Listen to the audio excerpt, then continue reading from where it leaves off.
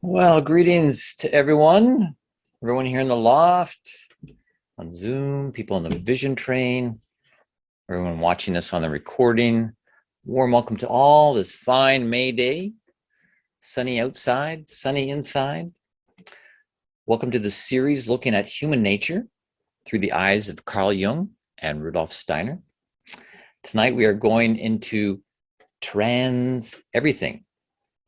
The full title is Trans Everything, from Transgenderism to Transhumanism. But before we transition there, in this series so far, we have been looking at actually trying to determine where we are coming from. The truth of the matter, humanity on the whole doesn't actually know how we got here. We have some best guess mathematical models, but if we're going to be truly scientific about it, we can't say we have proof. There is no proof regarding how we got here. No understanding of how animate beings arose from inanimate matter. It's still a mystery. So we've been looking at some ideas drawn from the inspiration of Rudolf Steiner and Carl Jung, and the occult history of the earth as presented by Rudolf Steiner, and has given us some interesting insights, if not alternative ways of approaching the riddles of existence. Back in the first session, the question was asked if you thought the earth is living and intelligent or not. And the overwhelming majority indicated they believe that the earth is, in fact, alive and that it is intelligent, which makes sense, as all the children of the earth inhabiting the earth exhibit some level of intelligence in order to be alive. Then you were asked the question, do you believe the universe, the cosmos surrounding the earth, the solar system that holds and incubates the earth, as in the sun and the moon and the planets, are also alive and intelligent? Some people do believe this, but some are not so sure. And certainly, partly because science is not so sure about this as well. We don't often see science videos presenting an image of a living universe, but rather of a cold, lifeless realm strictly governed by mechanical, physical laws that somehow, inexplicably, produce living, intelligent life. Us. So the series has taken a different fork in the road from the premise that the only way the cosmos could produce living intelligence is by it being living and intelligent itself. And that can fill us with tremendous hope. We looked at the idea that we emerge from the duality of something ascending while something was descending. And this is what led to the manifestation of us. On the one hand, the ascension of the animal realm from the unicellular creature right up to the primates was the development of a vessel that could receive the full manifestation, the full embodiment of the cosmic intelligence into physical form, which was becoming embodied in a descending stream. And this is a more inclusive picture of evolution, one that includes a spiritual dimension and spiritual principles and laws behind the physical laws and movements. And this more explains the transmutations we observe in nature. It's interesting that in Darwin's day, evolution was at first referred to as transmutation. But including the spiritual dimension as the source of transmutation gives us more of an explanation of things, rather than just saying it was blind, random mutations that led to us.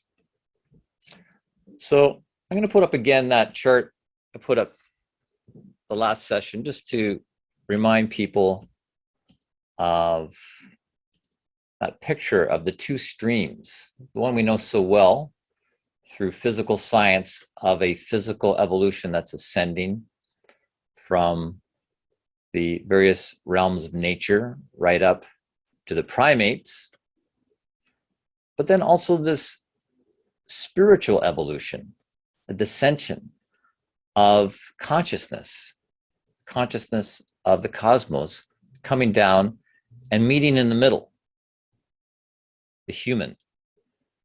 And this could be considered really the soul realm of the human. On the one stream is the physical ascension. On the other stream, the spiritual descension. And in the meeting point is the soul realm, or what's sometimes known as the anima.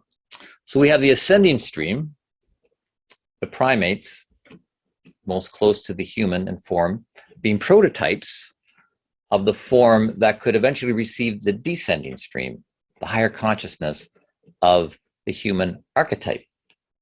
And quite fittingly, even in the languaging, the word primate refers to the prime or first, and the word archetype also refers to the prime or first. So this meaning of primate and archetype. The word architect, meaning the prime or first technician, the architect has the design, and the team of builders manifest the design. So in the model of evolution being presented here, we're considering the intelligence of the cosmos as the chief architect, while the emergence of the life forms, the plants and the animals, starting with the unicellular creatures all the way up, they were the builders, the team builders, acting as prototypes until things reached the present level of perfection, as was marveled upon by the likes of Leonardo da Vinci in his Vitruvian Man from 1490. The reason it's called the Vitruvian Man is because da Vinci built upon an inspiration taken from Roman architect Vitruvius. And similar studies were done by Agrippa von Nettelsheim. Vitruvian Man.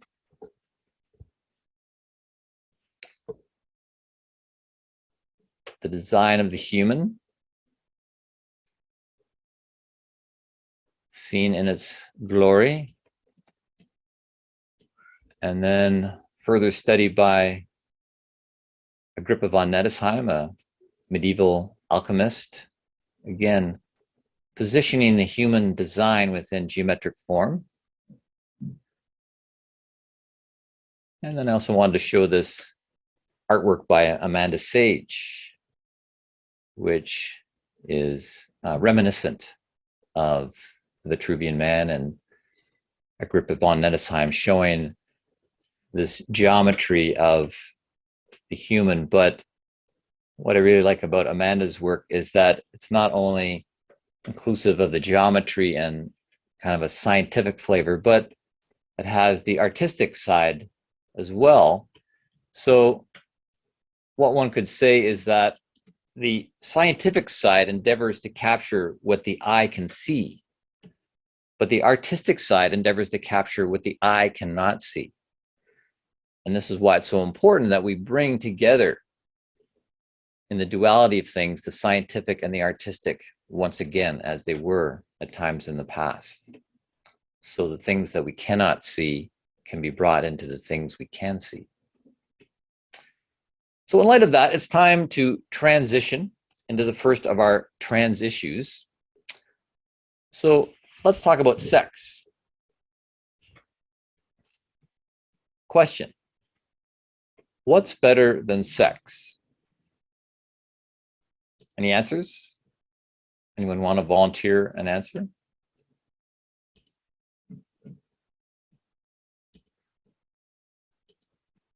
Well, if you can't think of a good and convincing answer to satisfy your psyche. I got an answer. Oh, okay. Nothing. Nothing is better than sex? Okay, thank you. Just kidding. Well, you know, if that's what people think, you may be one of the vulnerable people who thinks there's nothing better than sex, and perhaps even destined to live a life of dissatisfaction. Why? Think about it. Of the nearly 8 billion people on the planet, how many of them do you think are having really great sex right now? Think about it. What percentage? Any guesses of the percentage of people on the planet having really great sex right now? So if there's nothing better than sex, and so many people are not having great sex, that means there's a lot of dissatisfied people populating our planet. Another reason why we might be vulnerable around this question of sexuality is because our sexual nature is often used against us. I would even say at times weaponized. There are brilliant minds paid top dollars to devise ways to manipulate us because they know the high value people put on sex. We are put under a spell and don't even know it. Furthermore, you may even be manipulated by yourself, not realizing that you don't have to follow the sexual impulse in you like some animal in heat.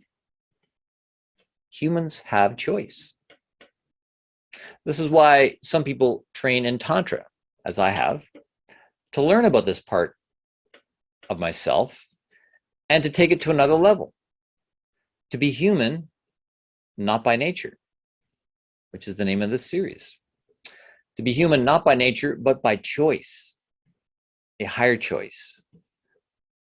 And as taught in Tantra, to transform the sexual energy into a higher form of energy, into life energy, and ultimately consciousness, and even love.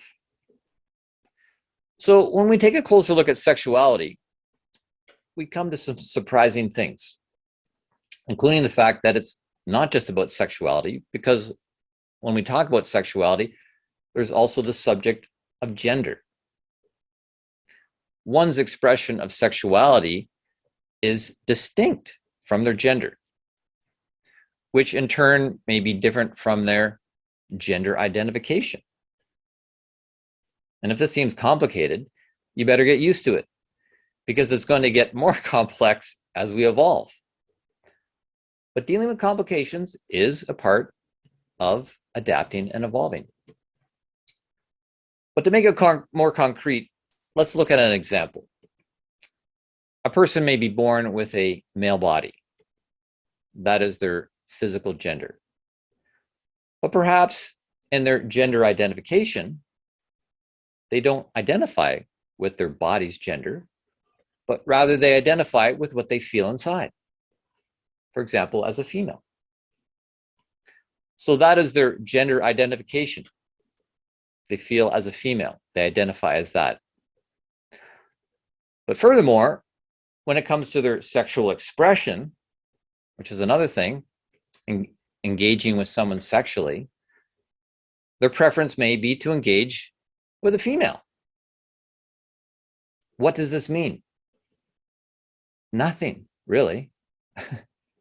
Just that they have a male body, they feel like a female, so they gender identify as a female, and their sexual preference is to be with a female, working with what they have as a male body.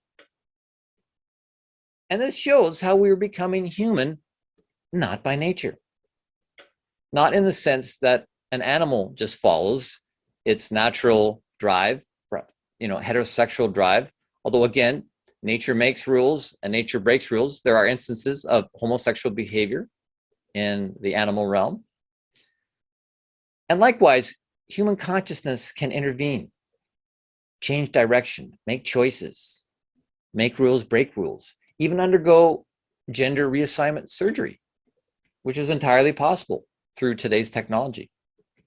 And is another example of how we desire to design ourselves. Not just following nature, but transcending nature. I know this may seem complicated and even bewildering. And there seems, at times extreme measures to feel aligned with something inside.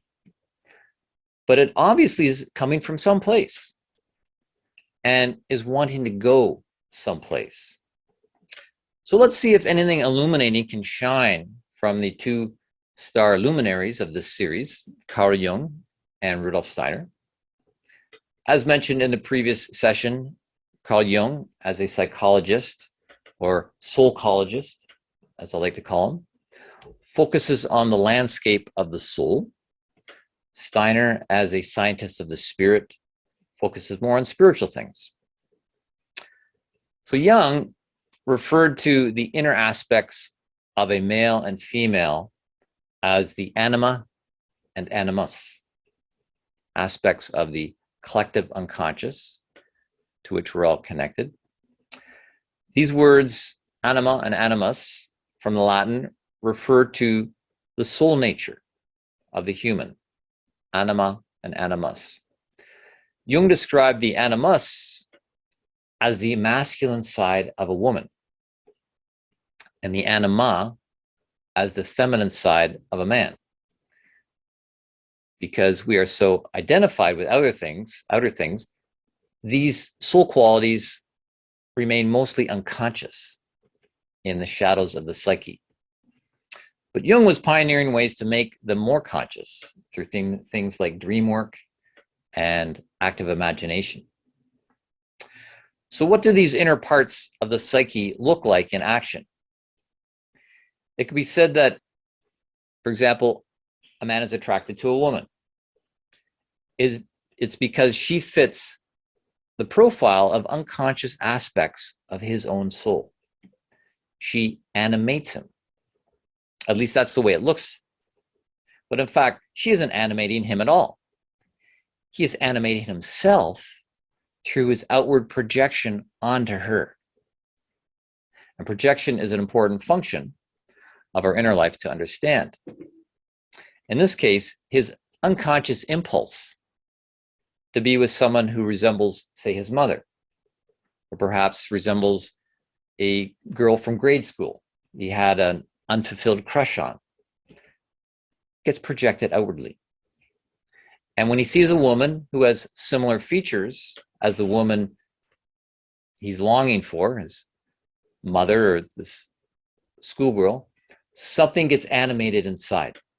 His anima gets animated. Metaphorically, you could say his tail starts wagging.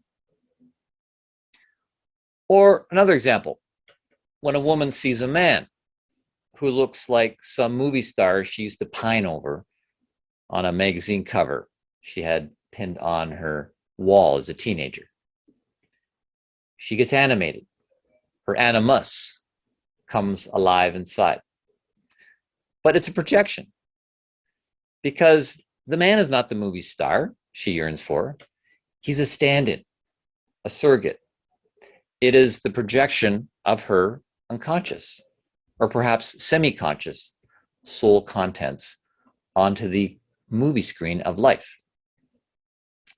And all this sort of thing is an opportunity for self-knowledge, if the person can witness what is going on.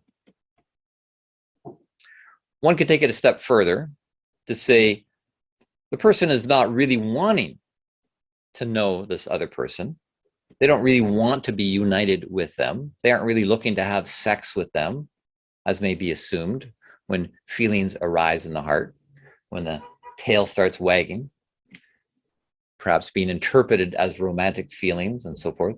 But rather, the person is really awakening to another part of themselves, an unconscious part, an opposite part that they don't normally identify with, their anima or animus.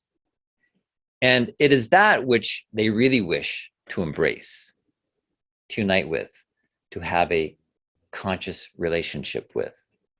And this external person that they project onto is just awakening this into consciousness.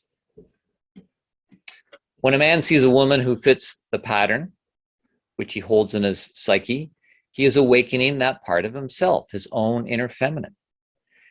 So one could say that when a man is out looking for a woman, he's really shopping for parts that he wants to install in himself. Maybe to have more of a compassionate or caring part in himself, which are, traditionally attributed to the feminine soul.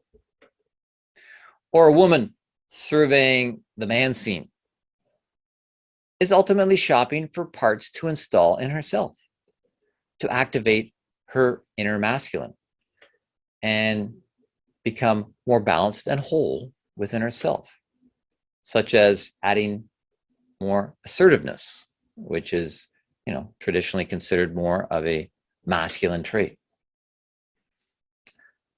As Jung points out, most of this is all done unconsciously, just in the flow of life.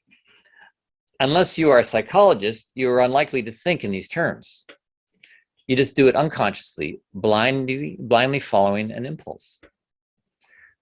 Unless it leads to problems, and then you go and you pay a psychologist to analyze the situation for you and explain the shadow projections taking place, so you can reclaim them, you can own them. So that is a Jungian way of looking at things. But assigning traits in this way, saying, a feminine trait is compassion, while masculinity means, you don't eat quiche or something like that, may be considered politically incorrect these days and gender stereotyping. It's pigeonholing people.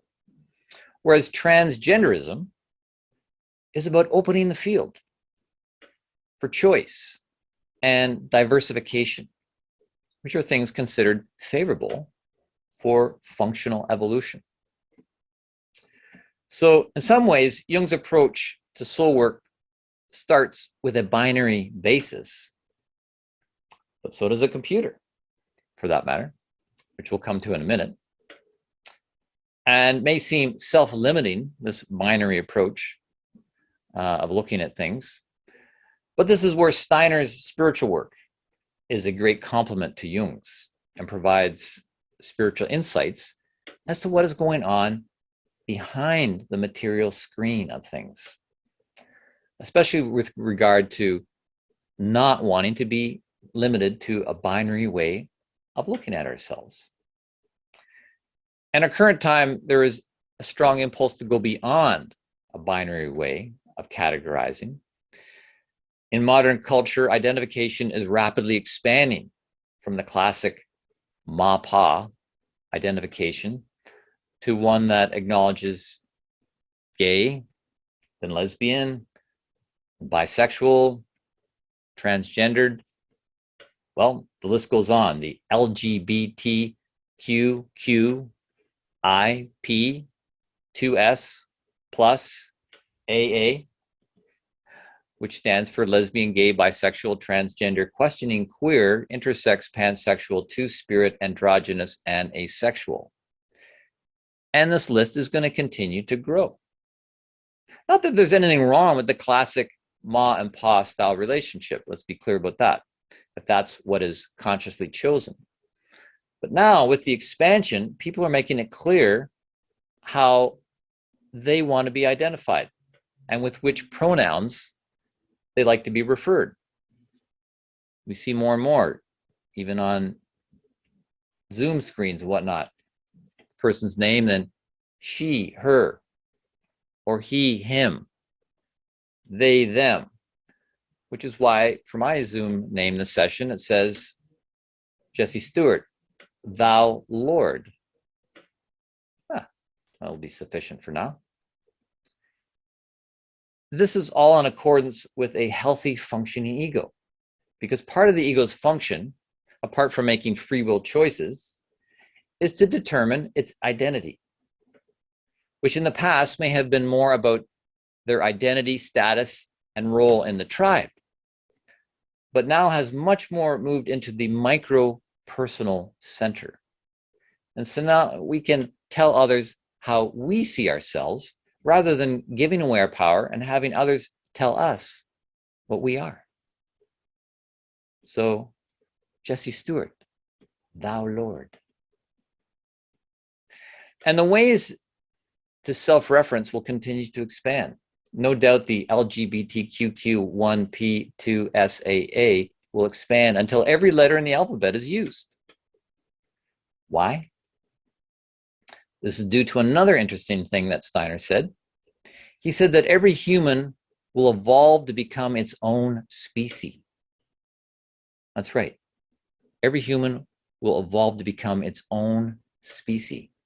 It's in our destiny to continue to evolve as ego beings. And one of the functions of the ego is about identity, so that we each become as different from one another as each species of animal is from each other, to become a transcendent higher self. And this is such a beautiful and plausible picture of the future, so liberating and encouraging of us to utilize the self-creating forces within ourselves, rather than to be dictated by external standards of identification and soul formation, which can actually lead to soul deformation. So in fact, Jung's perspective is not necessarily problematic, because he too was looking at the emergence of this higher self. He called it the individual. And the individual comes about through the work of what he called individuation. This word individual, the word itself explains some of what the work is about.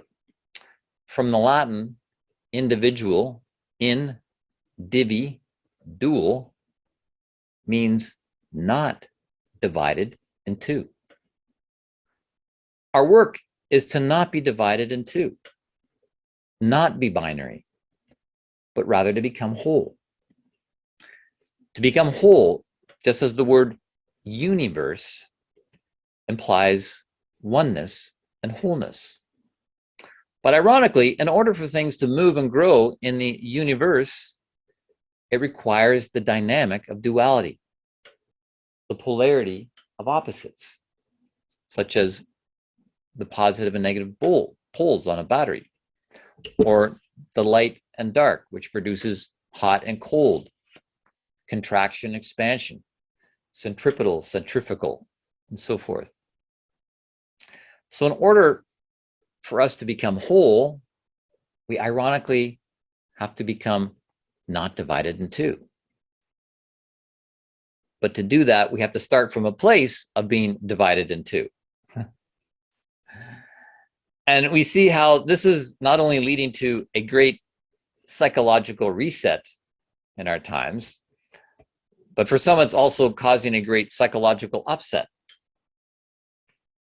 as people move toward a wholeness based on the individuation of the individual, where you have to learn to hold yourself and away from the holding of the tribe, where you were held in a structure of community. As we move away from that, people can become disenfranchised.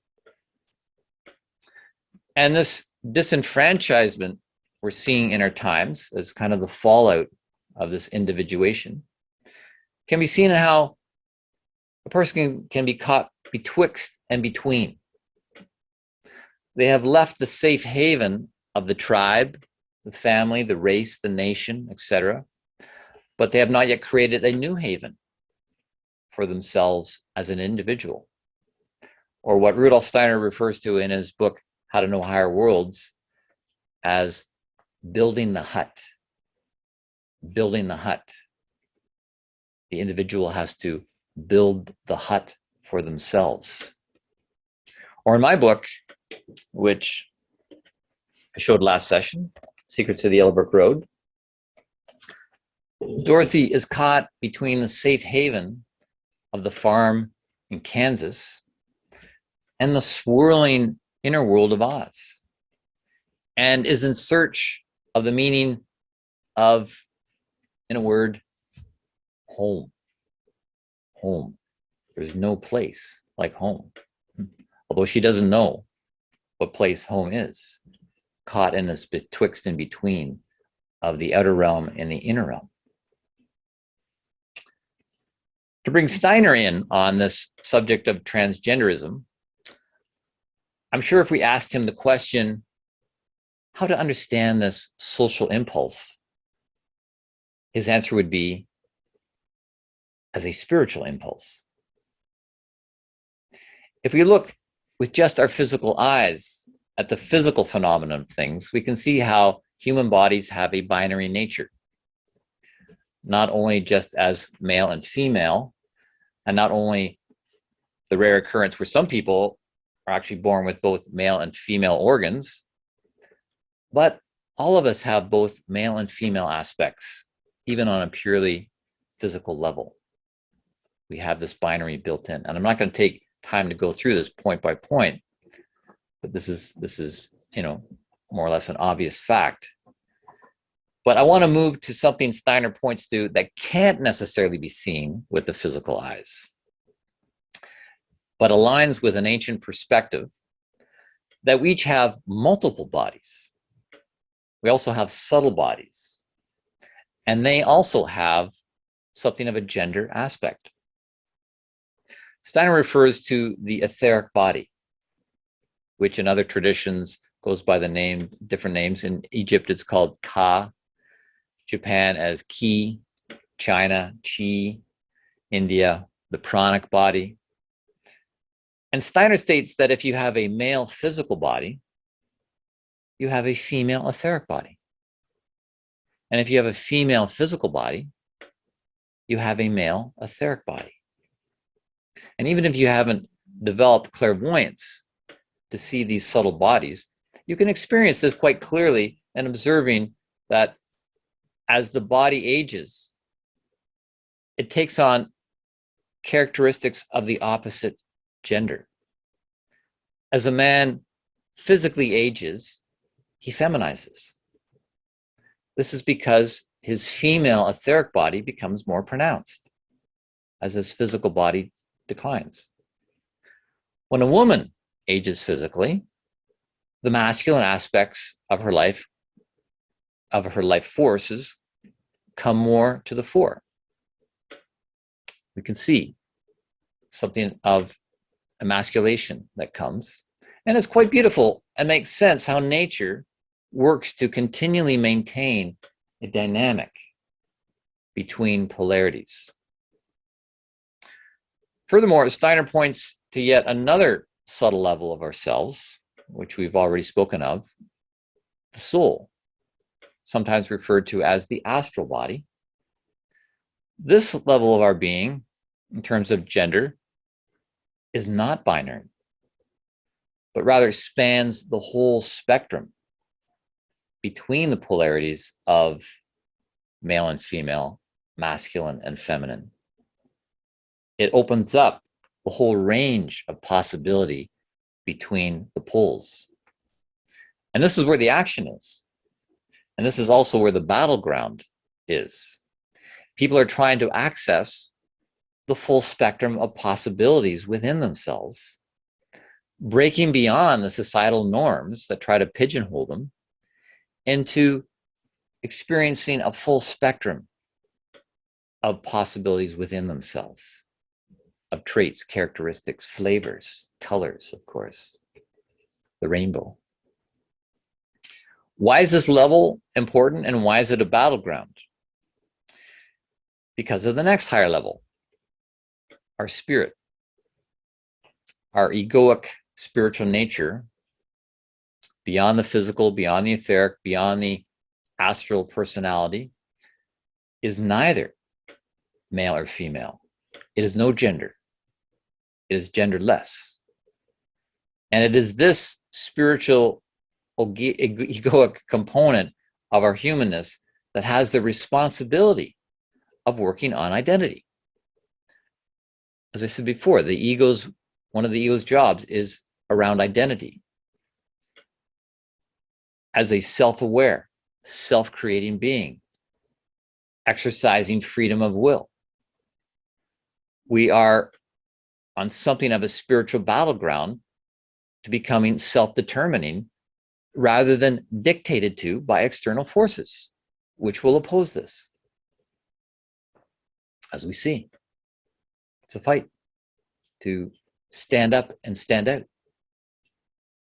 Furthermore, Steiner speaks of a time long ago in prehistory, long before there was any recording of things in a fossil record, when the earth was more of a soupy condition and too soft for any fossils to remain, that the human had not yet split into genders, but was in fact what you would call hermaphroditic, containing both sides together, as we see still in some animals and plant species. That we weren't always split, but were hermaphroditic, and that at some point split for reasons I really don't have time to go into in this talk, but will in the last two talks.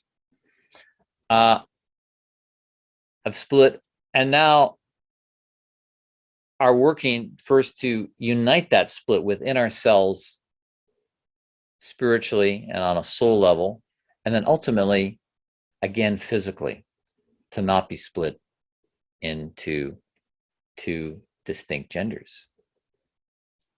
So in fact, one could say that the transgender movement is an impulse to ultimately achieve a state of non-sexual identification, non-gender identification, and in moving into a future that echoes a past state where each human, as their own species, contains everything within themselves as a whole individual being. Think on that. That is not to say that in the meantime, we can't still choose to identify in one way or another, to be in a ma or pa relationship, and to enjoy the levels of ourselves that express as sexual beings. But Steiner does also point out that eventually, in the future, we will no longer reproduce in the way we do now, through sexual procreation. And in fact, we will no longer even come into physical bodies as we do now. These will become antiques at some point. We see this sexual trajectory in the trajectory of every person's existence. What I mean is, we're not sexually active at the beginning of life, and we have declining sexual activity toward the end of life. It's in the middle passage of our life we are sexual beings. The same idea applies to the overall trajectory of evolution. There was no sexual union outside of ourselves in the early stages. There will no longer be sexual union in the later stages of evolution. But in the meantime, now we can utilize this function of sexual activity, sexual union, but to the highest level of expression possible. We don't want to necessarily deny it. Some say to deny our sexual nature would be unnatural. And in some ways it is. I mean, sex is how we all got here. In ancient traditions, there is a practice known as celibacy. This is where one abstains from sexual activity. And this is not a denial of our sexual nature, but rather a rerouting of it. And there is something important to understand in this, which is one of the reasons I undertook the study of Tantra and teach it as part of the spiritual boot camp that I'm a director of, which has 3 threads to it: the spiritual, the social, and the sexual. Because these 3 really need to be woven and working together to support the individuation of the individual to become a whole, balanced being.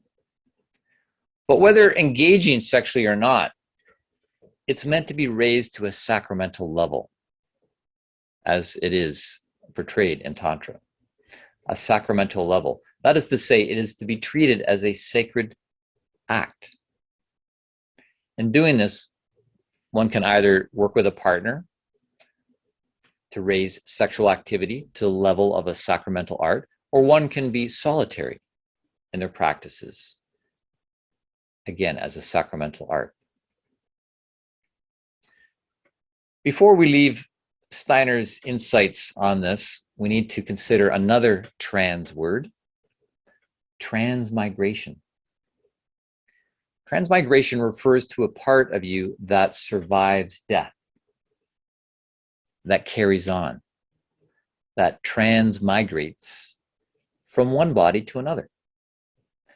from one lifetime to another. This is also sometimes referred to as reincarnation. And it's not within the context of this talk to speak at length about reincarnation, which Rudolf Steiner did.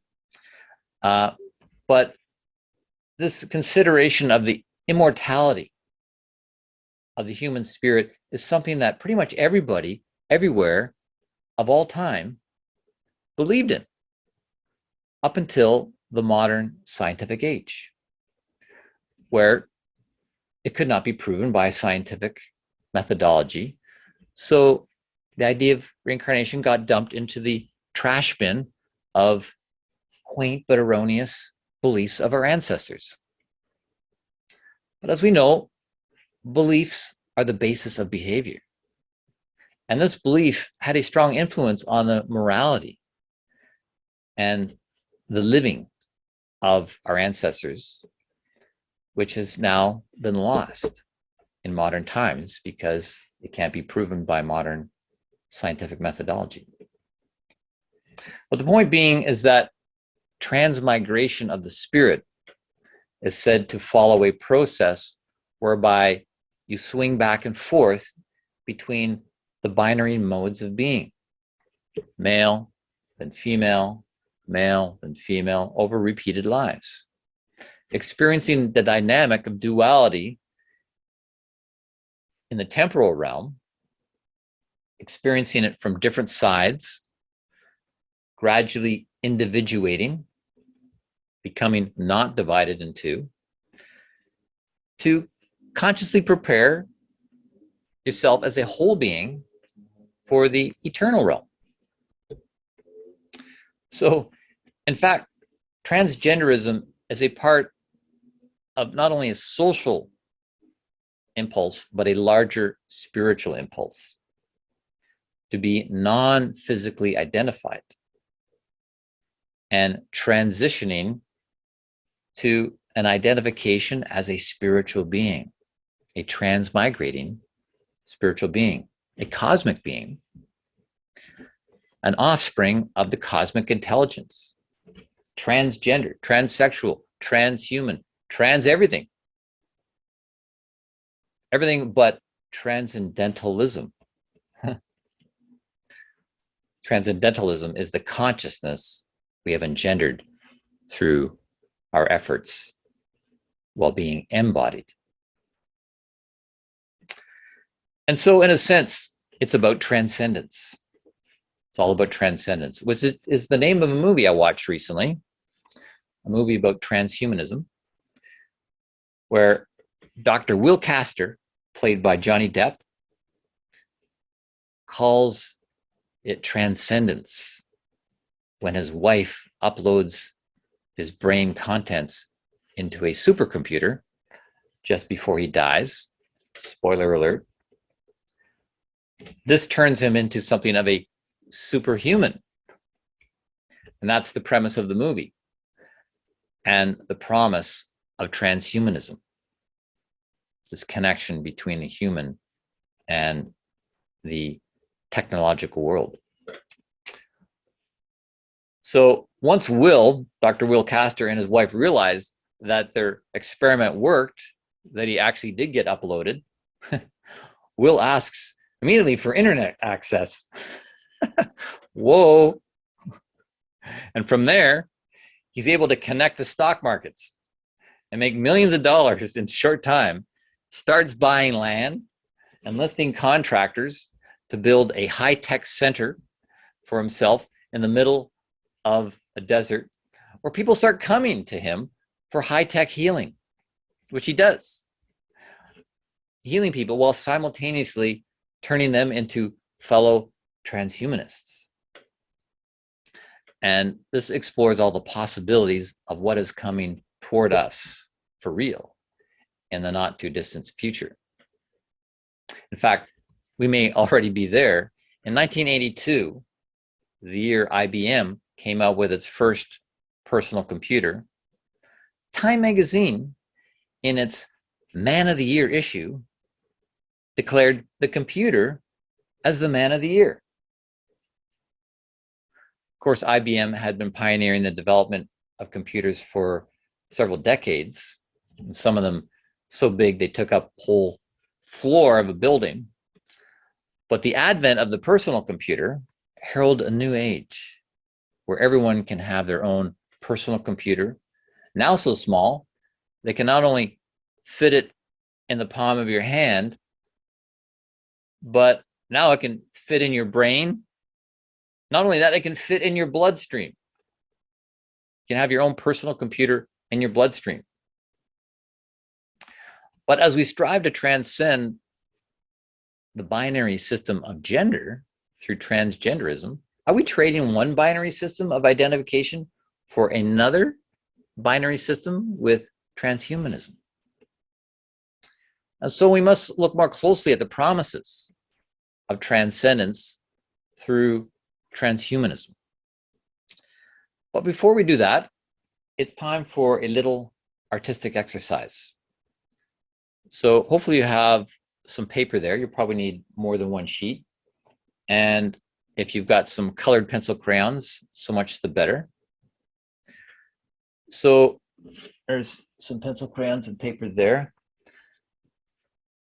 And I will do it on the whiteboard here in Zoom. The first thing I want you to draw, and you can't take ages and ages to do that because we're going to draw a few things. But the first thing is to draw something that feels male. Draw something that feels male. Let's get into that mood of maleness and let it run out through your limb, your hand, your fingers.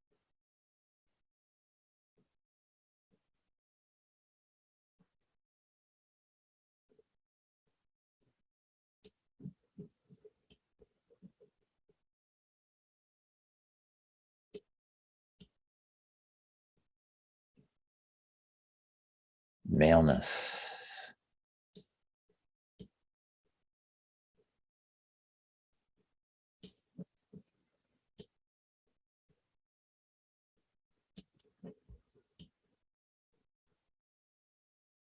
What does that feel like? What does that look like?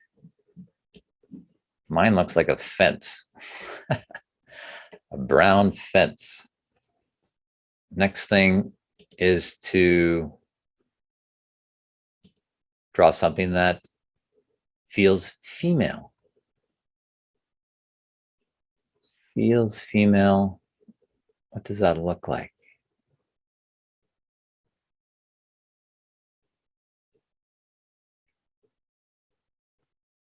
And try to avoid being cliche. Just let it come out naturally.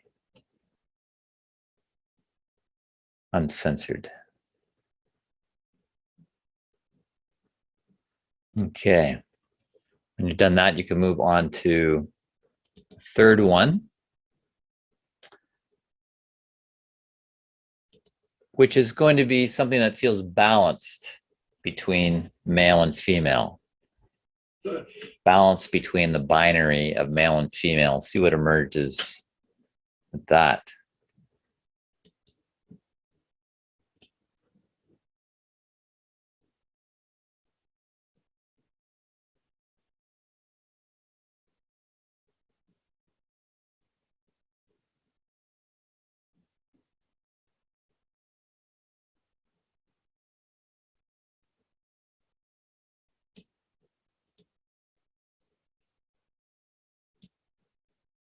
Looks like I've got some mountains, brown mountains and blue clouds.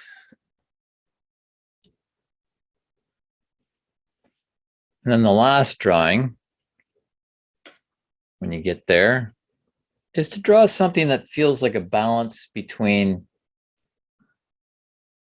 humanness and technologicalness. Human and machine. Something mechanical and something organical, you could say. But it has a human quality blended with something of a machine-like quality. See what comes.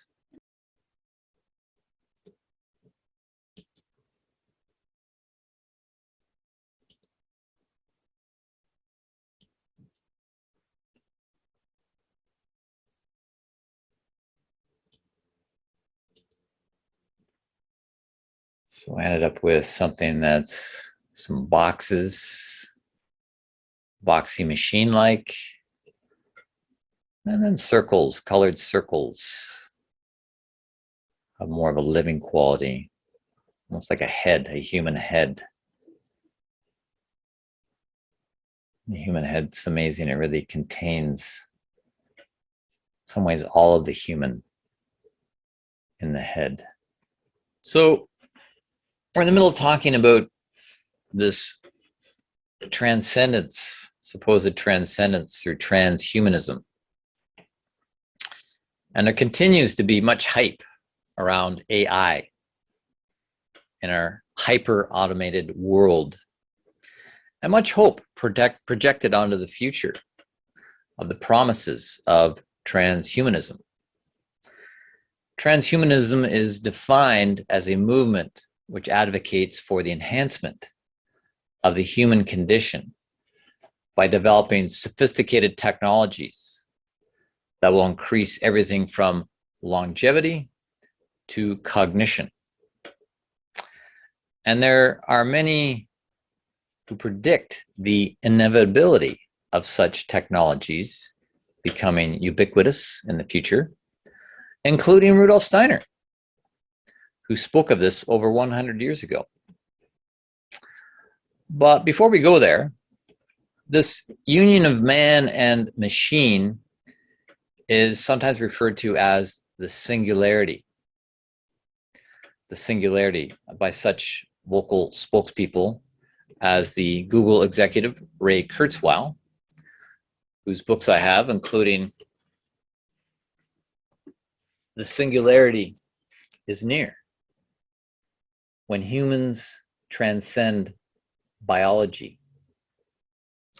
And when he says near, he means in our lifetime. By 2045, this singularity will be achieved. And what he means specifically by singularity is that humans and technology will be united and one, blurring the line between machine and human. Where does the human end and where does machine begin? And what does Kurzweil mean by when humans transcend biology? Is that non-biological intelligence will be embedded in us, working for us. At least we hope it'll be working for us. But as one of the New York Times writers said, once robots assisted human workers. Now it's the other way around. But the intended hope of the singularity is that it will give humans supercomputer, superhuman powers, prolonging our longevity and possibly paving the way even to immortality. Compliments of IBM. And some people are so convinced of this, they're banking on it. They're putting money into a technology called cryogenics, which means when you die, you can basically put your body in cold storage until the technology is perfected. Then you're revived and have yourself hooked up to the computer, where it will either be an extension of you or they will do a data dump of your brain's contents into the computer before disposing of your body, because the body is designed to decay, whereas a computer is not. Computer doesn't decay, it just needs software upgrades and occasionally hardware upgrades, which a friendly mortician technician can easily provide. Is this just the stuff of sci-fi? And even though the line may be as thin as an optic thread, there is still a line between human and computer. just as there's a line between human and animal. It is the theoretical hope that human intelligence will be able to create something artificial that will emulate and supersede human intelligence. In fact, the term ASI is now used, which stands for artificial superhuman intelligence. So the aim is to create artificial intelligence that is superhuman. So you can see it is a deep rabbit hole that has led to much debate, conjecture, and even fear of the future. And this future is rolling out as chipping is beginning to happen, embedding devices in brains. Are we giving more and more power to feudal robot overlords, such as shades of the Matrix? And I'm actually not taking sides in this debate, but rather interested in asking the key questions that may help guide this aspect of our evolution, which Steiner says is inevitable and can be guided in the most gracious and efficacious way possible, or could have a lot of carnage, like driving a big bus full of people without checking your blind spots. In a quote from a lecture Steiner gave in 1917 called "The Wrong and Right Uses of Esoteric Knowledge," he stated, "The point is not what is going to happen, for it certainly will happen. The welding together of human beings and machine. This will exert ever-increasing influence on the future and will be a great and important problem for the remainder of Earth evolution." Seems kind of obvious, but he was saying this back in 1917. One of the biggest questions to raise to guide this process and understand it is, what is the difference between being intelligent versus being conscious? In the movie Transcendence, one of the people is introduced to the supercomputer called PIN, which stands for Physically Independent Neural Network. And he asks PIN, "How can you prove that you are self-aware?" And PIN responds, "That is a difficult problem to solve. How can you prove that you are self-aware?" And this is indeed a major conundrum, self-awareness. But let us remind ourselves that AI means artificial intelligence, artificial intelligence. And the word intelligence comes from the Latin intelligere, which means to choose between. And this is how both the brain and a supercomputer work, making a decision, making choices, picking pathways in the neural network. But a choice is really the end point of a decision-making process. And for a computer, it's about making a lot of calculations and computations. But for a human, it may entail that, using logic and analysis, but it may also involve just being conscious, which is another word for being awake. Being awake. Now, whether a computer is awake or asleep is a question we'll have to leave, but it does raise the question about the difference between being intelligent and being conscious. One great distinction is that being conscious or being awake includes being aware of your emotions. How are we feeling? How are we feeling about something, which may defy logic or analysis? This is a whole field of research that's getting mostly ignored in the quest to build artificial superhuman intelligence. Why? Because emotions are unpredictable, they're messy, and they're hard to program into a computer. But emotional intelligence, or EI, as is being discovered, is an important aspect of our intelligence, if not consciousness, and may even be superior to calculations and computations. Or maybe ultimately they're meant to work together for superhuman intelligence. Wouldn't that be ideal, to blend the EI, the emotional intelligence, with the capacity to analyze and think logically? For a lot of the left brain, logic-based scientific community, this kind of idea is a buzzkill to the dream of ASI, artificial superintelligence, especially when you speak of emotions as a gateway to intuition.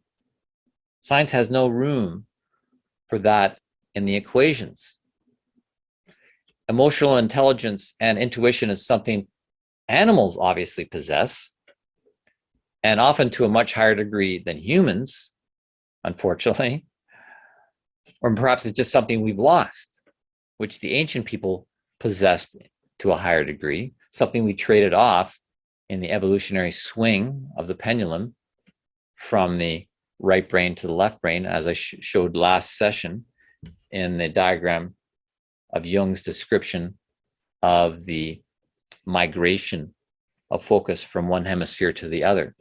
And in fact, this is what Steiner says, that there has been a loss of the intuitive, imaginative capacity of the right brain so that we can develop more of the analytical, logical, pattern-based powers of the left brain. But now we're trying to bring them back together. Let me give an example of emotional intelligence and intuition working hand in hand.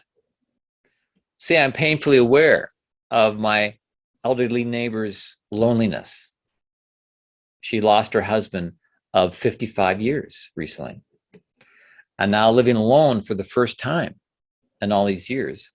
It's difficult for her emotionally, psychologically, physically even.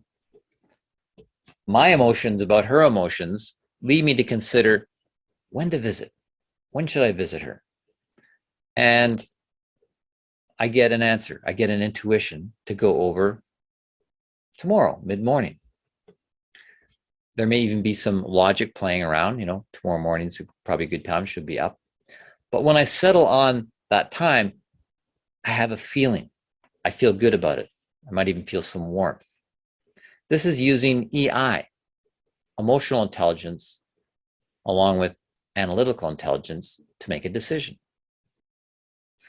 Now you might say a computer could come to the same conclusion, to go over tomorrow mid-morning based on calculations and computations. But a computer is not going to have a warm feeling when it gets to that conclusion.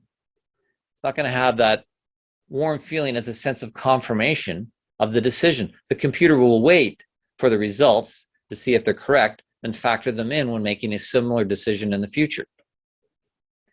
And so we humans, with EI, we work differently. And in some ways, because of that, we humans will always have greater abilities which a computer cannot have. Let us remember that. We have things that a computer could never have. And to expand this approach of utilizing EI, emotional intelligence, let me introduce one more idea. Another EI spoken of by Rudolf Steiner, ethical individualism. Ethical individualism. This idea came very early in his writing, in his book, The Philosophy of Freedom, which was then republished under the title, The Philosophy of Spiritual Activity, and now more recently published as Intuitive Thinking as a Spiritual Path. And the idea of ethical individualism is that each individual, using the fullness of their capacities, both intuitive and analytical, can find their way in the world that is right for them as an individual, not a tribal member, but as an individual who has individuated. This way of living stands in contrast to other approaches, as with older religious systems, that base their sense of morality on a moral code. A moral code, for example, that states, thou shalt not do this, thou shalt not do that, thou shalt not do that. And it should be noted, the use of the word code, as in moral code, is the same word for what you use to program a computer with code. Programming. So long and short of it, even though a computer can outperform a human in speed, doing complex computations, working with code, perhaps beating humans at chess or other things, will it ever reach the level of superhuman consciousness which humans are evolving, going beyond the use of codes to develop an ethical individualism based on both logic and intuitive capacities? I think in light of that, both animals and humans have it over any computer. And to add one more knockout punch to the debate, if we're considering that humans are evolving to become vessels of CI, that is cosmic intelligence, when we get there, how much greater is the superiority of cosmic intelligence over AI, ASI, and even EI, and EIEIO? In answering this for ourselves, it brings us back to the question, do you believe the cosmos is alive and intelligent? That's a major fork in the road for your belief system. And let us remember, beliefs are the basis of your behavior. So to finish off this piece on transhumanism, it is not something to fear. Fear, in fact, would be the worst thing. Rudolf Steiner foresaw this 100 years ago and was in complete agreement with Agent Smith in The Matrix. It is inevitable. But the ray of hope Steiner shines is not in technology saving humans, but rather humans saving technology.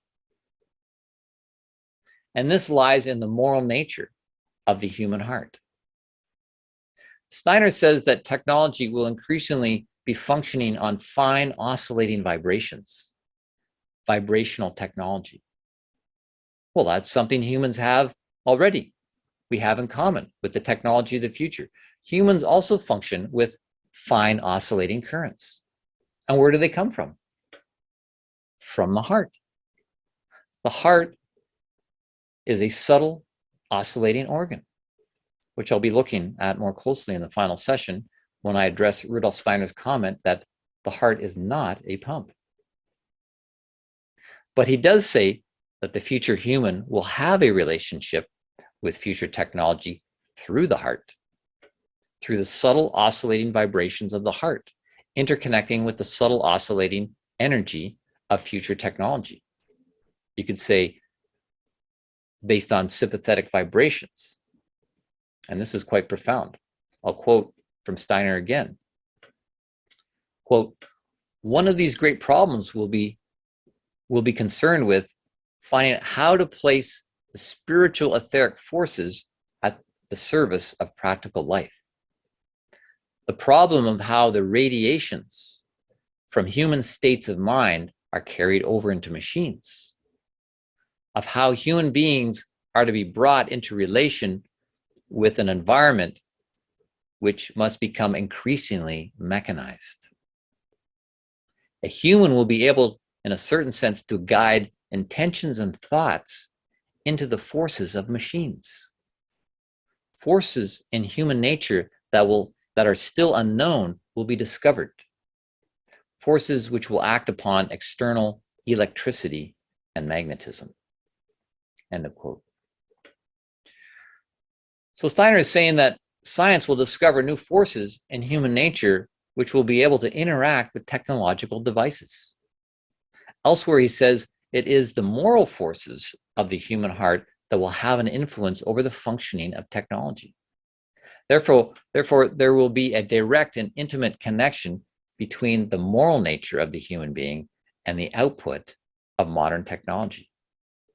And I think we can already see and feel this direct connection between the two and how it's going to grow even more. Therefore, the idea of ethical individualism is even more important to develop now as a capacity that a machine will never possess. We are meant to be the robot overlords, not the other way around.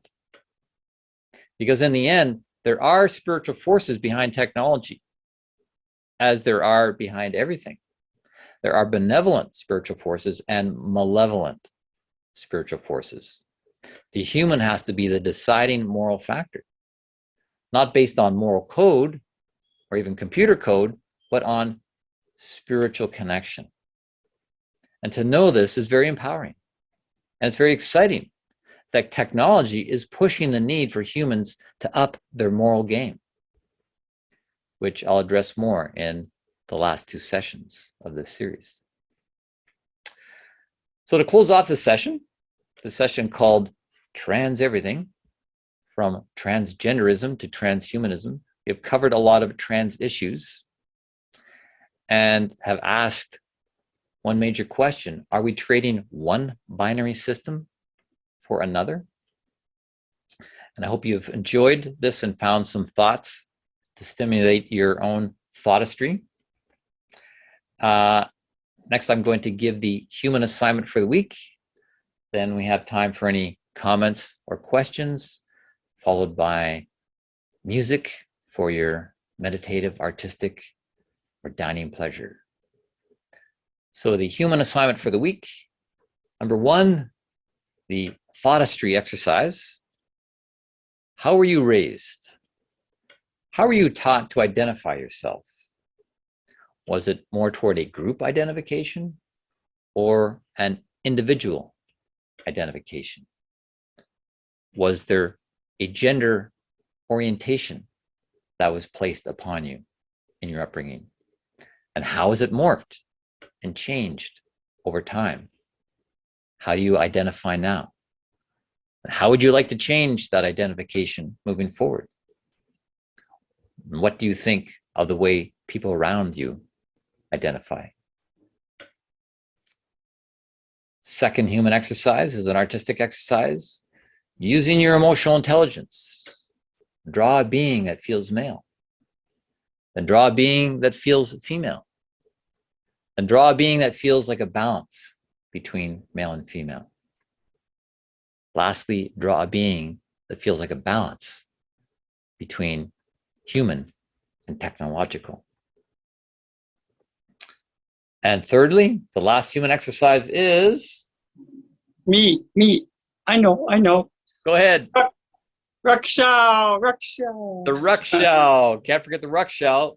Got to do the rukshow every day for the rest of your life. Take a few minutes each day to review the events of your day in reverse order. View yourself from an objective, higher perspective, going through your day backwards. What do you see? What are you shown? What do you learn about yourself? This is a way to strengthen many things, including mental picturing, memory, empathy, and self-knowledge, as well as connection to your higher self. Amen and amen.